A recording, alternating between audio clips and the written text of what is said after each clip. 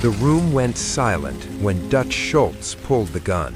Not the kind of silence where people stop talking, the kind where everyone stops breathing, where time itself seems to freeze, where 12 of the most dangerous men in America suddenly realize they're about to witness a murder or become accessories to one.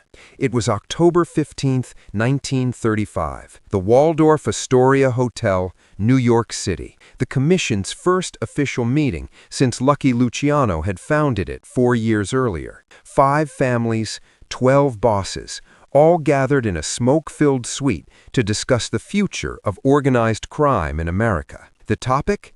What to do about Special Prosecutor Thomas Dewey, the Boy Scout who was putting mobsters in prison faster than they could bribe judges. Dutch Schultz had a simple solution. "We kill him." Lucky Luciano said no. And that's when Dutch, the Dutchman, the Bronx beer baron, the man who'd killed over 30 people without blinking, reached into his jacket, pulled out a .45 automatic, and aimed it directly at Lucky Luciano's head. In front of 11 witnesses, at a commission meeting. The ultimate violation of every rule Lucky had spent 4 years building. The gun didn't waver. Dutch's finger was on the trigger. His face was red with rage.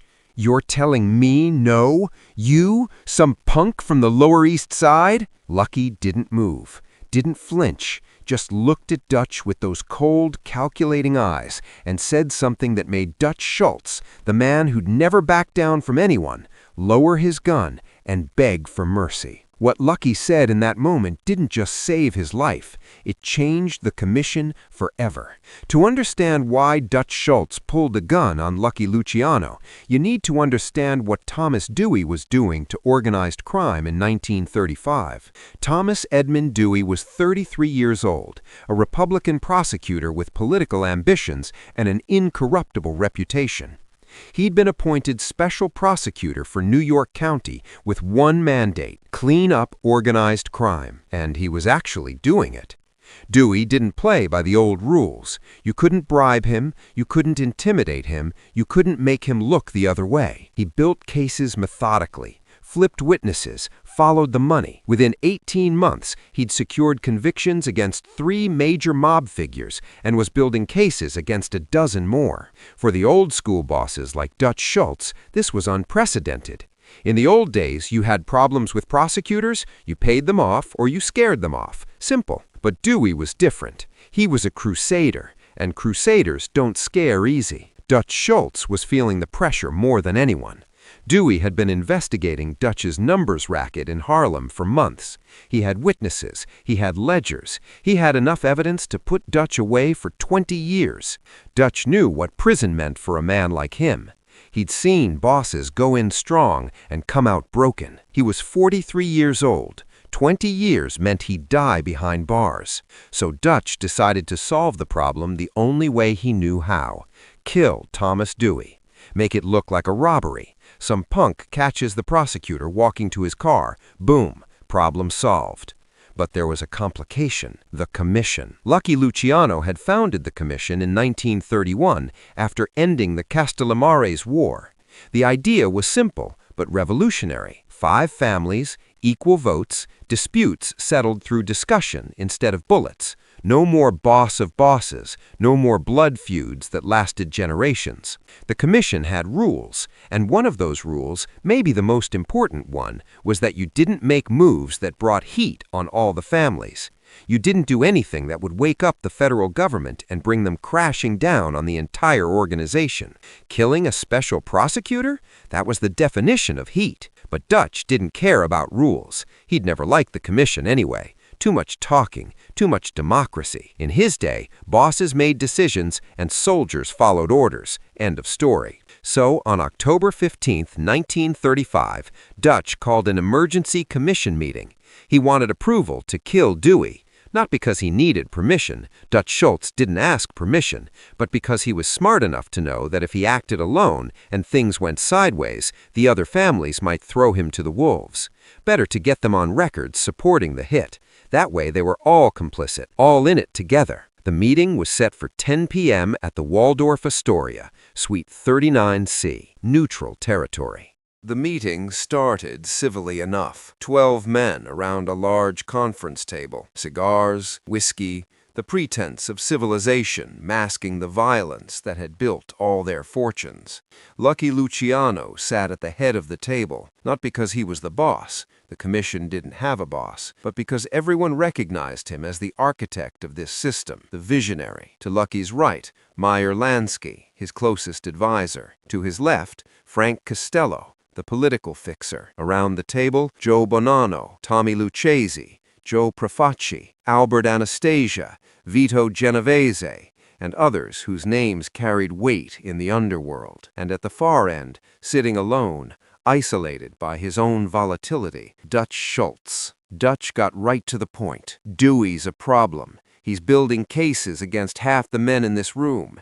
He's got witnesses, evidence, grand juries. He puts me away, he comes for the rest of you. We need to handle this before it gets worse. Handle it how? Lucky asked, though he already knew the answer. We kill him, Dutch said flatly. Make it look random. A mugging gone wrong. A prosecutor gets shot walking to his car in a bad neighborhood. Happens all the time. The room shifted uncomfortably. Killing a federal prosecutor wasn't just murder. It was suicide. It would bring the FBI, the Treasury Department, the National Guard.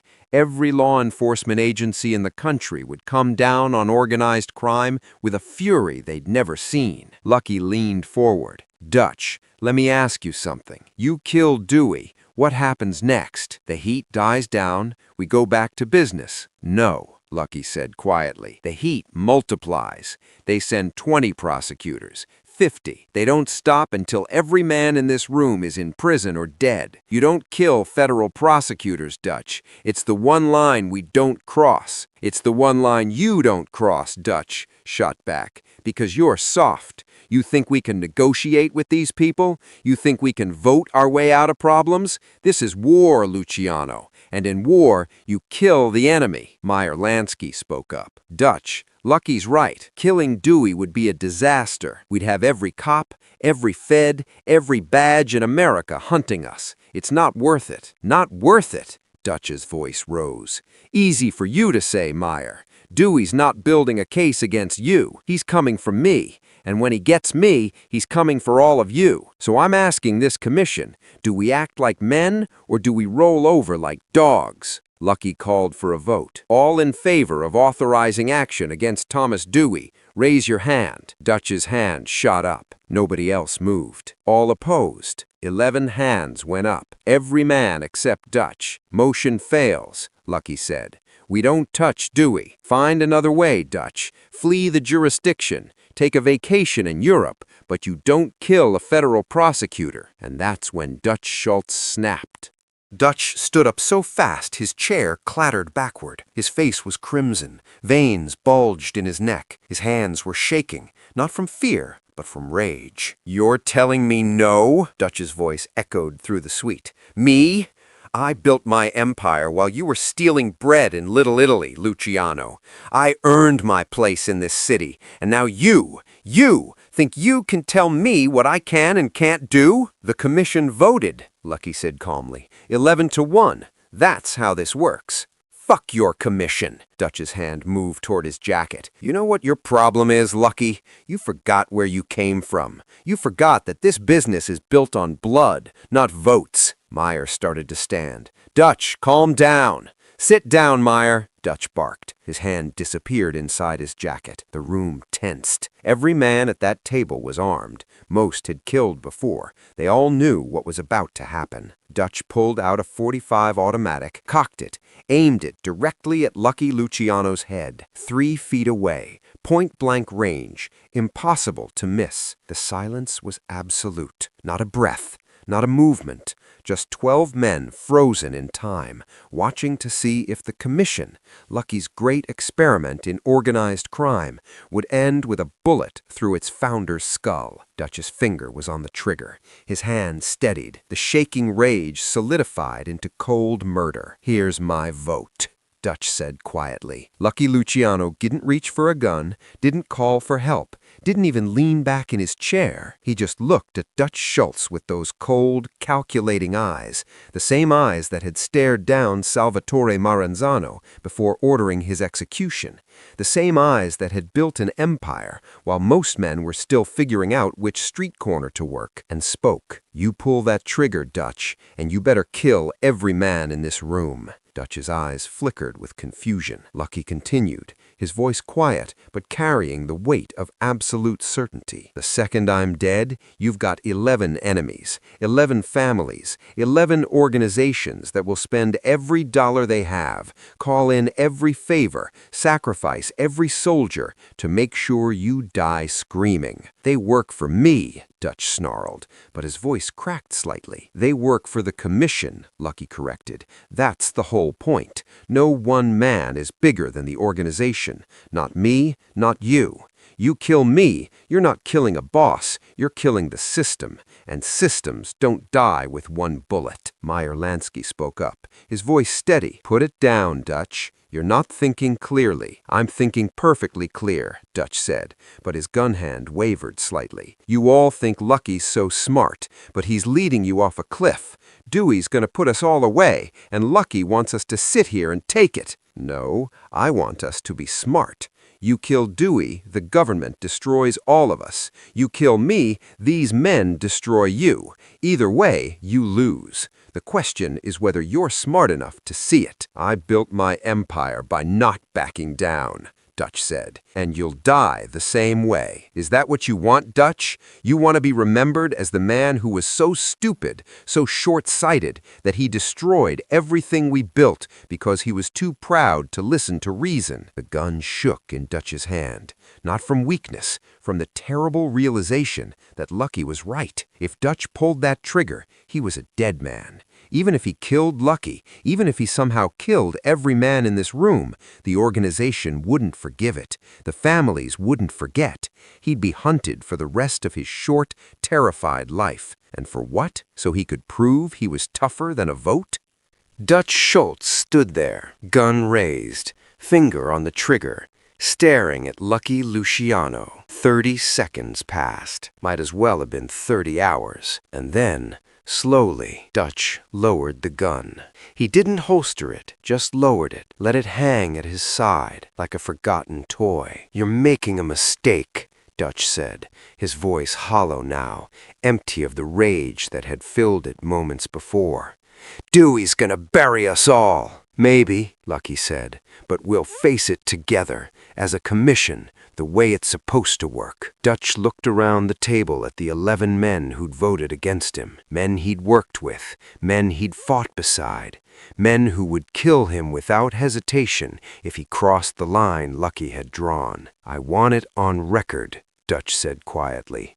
"When Dewey puts me away, when he comes for the rest of you, I want you all to remember that I tried to stop this, that I saw what was coming, and you all voted to let it happen. It's on record," Lucky said. Dutch tucked the gun back into his jacket, turned toward the door, stopped. "You think you're so smart, Lucky. You think this commission makes you untouchable." Dutch's voice was bitter. "But you just made a powerful enemy, and enemies don't forget." "Neither do I," Lucky replied. Dutch Schultz walked out of Suite 39C at 10:53 p.m. on October 15, 1935. He would never attend another commission meeting. October 23, 1935, 8 days after the confrontation, Palace Chop House, Newark, New Jersey.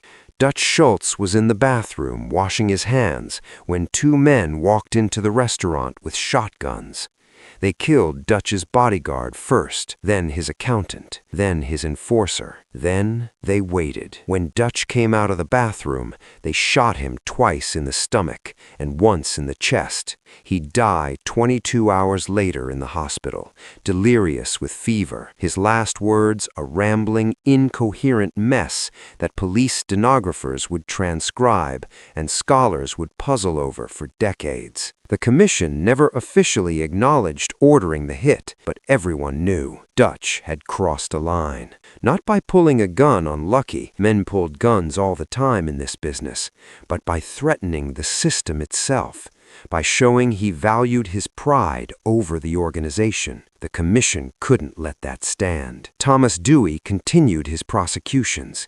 He never knew how close he'd come to death in October 1935. He'd go on to become governor of New York, run for president twice, and die peacefully in his bed at age 68. Lucky Luciano went to prison in 1936, ironically on prostitution charges that had nothing to do with his organized crime activities. But even from prison, he ran the commission, directed operations, made decisions. The system he'd built was bigger than any one man, even him. The night Dutch Schultz pulled a gun at a commission meeting became legend in the underworld. Not because of the violence was common, but because of what it represented. It was the moment the old guard realized they'd lost, the moment the future of organized crime, structured, corporate, governed by rules instead of egos, became inevitable. Dutch Schultz tried to kill that future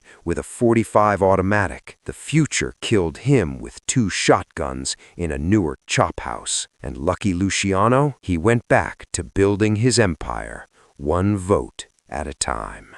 If this story moved you, hit that subscribe button. We're telling the Lucky Luciano